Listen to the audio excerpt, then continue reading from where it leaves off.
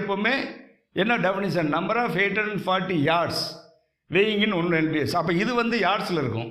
அப்போ இதை வந்து நம்ம வந்து சென்டிமீட்டரில் வைக்க முடியாது, ஒன்று இன்ச்சஸில் வைக்கணும், இல்லை வந்து யார்டில் வைக்கணும். அப்போ better will convert into inches.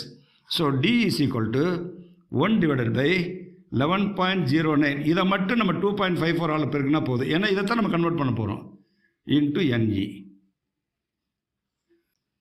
So D is equal to 1 divided by இந்த 11.09 2.54 பெருக்குன்னா 28.16 வரும், இன்ட்டு NE. இந்த NEங்கிறது நம்மளுடைய ரூட் ஆஃப் NE. NEங்கிறது நம்மளுடைய கவுண்ட்டு.